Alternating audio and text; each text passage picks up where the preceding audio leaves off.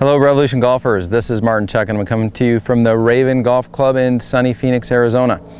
This tip is about your grip, and I know people don't think the grip is sexy, but I want to explain some leverage to you and how critical this is so that you can better understand how to put your hands on the club.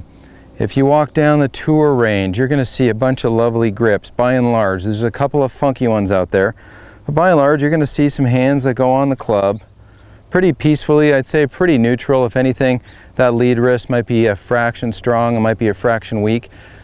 Most of the students that come to the Golf Academy tend to have the left hand on too weak, meaning that when they look down, the majority of their wrist is to the left of the top of the grip.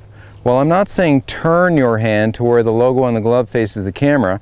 I just want you to feel like you can bend your lead wrist back a little bit so that wrist can get on top of the grip. That is an address condition. That when your club lags into impact, now the wrist is in a great spot to support impact. But that's not necessarily the main gist of this tip about leverage. What I want you to understand is how the trail hand plays a huge role in this.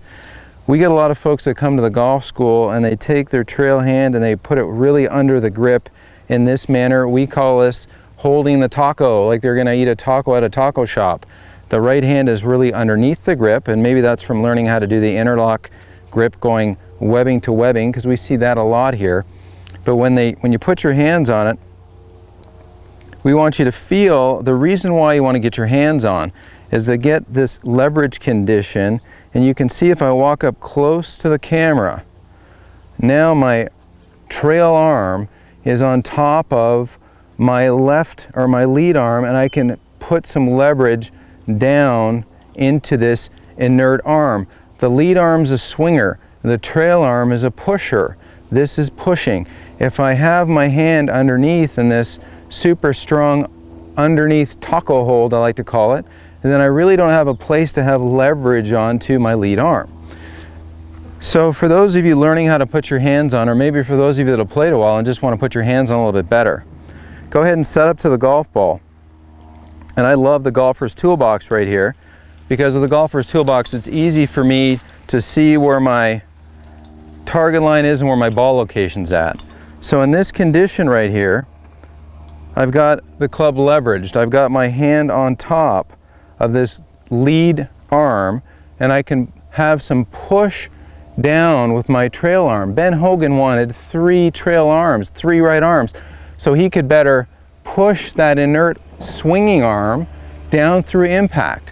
So again, we've got this trail arm on top of the lead thumb a little bit, and then if I just kind of get my fingers on there, there's my comfortable hand, there's my comfortable grip, built with leverage in impact in mind. I don't want you to necessarily be comfortable at address initially. Getting your grip on properly may not be comfortable initially, but when you get enough reps in and you start to see some great results and you can understand some of these components and you hit some good shots, that's really comfortable.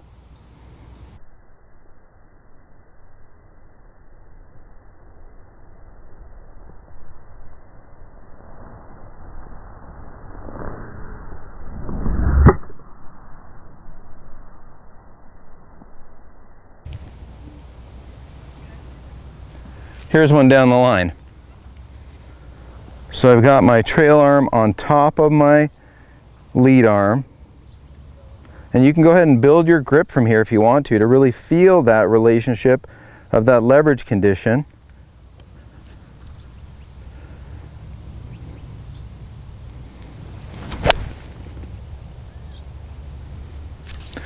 And this is Martin Chuck signing off from the Raven Golf Club in Phoenix.